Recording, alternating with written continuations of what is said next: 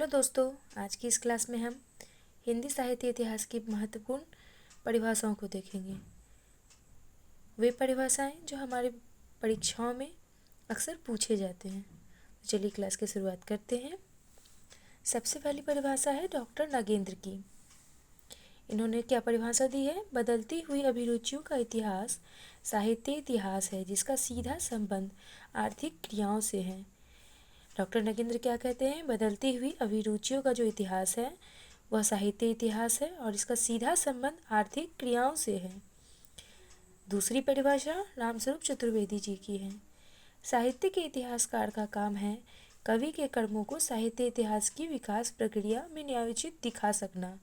रामस्वरूप चतुर्वेदी जी क्या कहते हैं कि साहित्य के जो इतिहासकार है जिन्होंने इतिहास लिखा है, उन इतिहासकारों का काम क्या है कि कवि के कार्यों को साहित्य इतिहास की विकास प्रक्रिया में न्यायोचित दिखा सकना। कवि ने जो प्रयास किए हैं, जो कविताएं लिखी हैं, रचनाएं लिखी हैं, उसका वर्णन इस ढंग से करना उसमें साहित्य की झलक दिख सके। अब अगला परिभाषा है डॉक्टर बच्चन सिंह जी का। इतिहास अतीतोन्मुखी न होकर भविष्योन्मुखी होता है, वह जड़ नहीं गत्यात्मक होता है। बच्चन जी क्या कहते हैं? इतिहास अतीतोन्मुखी न होकर भविष्योन्मुखी होता है और वह जड़ नहीं है, गत्यात्मक है, गतिशील है। और आज की आखिरी परिभाषा है शुक्ल जी की। शुक्ल जी कहते हैं जबकि प्रत्येक देश का साहित्य वहाँ की जनता की चित्तवृत्ति का संचित प्रतिबिंब होता है, तब वह निश्चित है कि जनता की चित्तवृत्ति के परिवर्तन के साथ ही साहित्य के स्वरूप में भी परिवर्तन होता चला जाता है। आदि से अंत तक इन्हीं चित्तवृत्तियों को परखते हुए साहित्य परंपरा के साथ उनका सामंजस्य दिखाना ही साहित्य का इतिहास कहलाता है।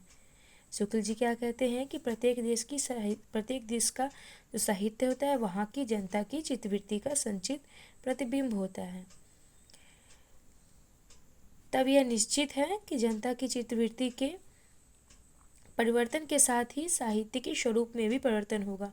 अर्थात जनता की जैसी चित्तवृत्ति होगी, रुचि होगी, और उसी अनुसार वहाँ का साहित्य भी होगा। और यदि चित्तवृत्ति में परिवर्तन होता है तो स्वाभाविक है कि साहित्य के स्वरूप में भी परिवर्तन होता चला जाएगा।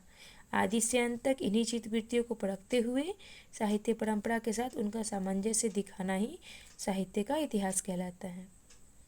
धन्यवाद दोस्तों, आज की क्लास में इतना ही।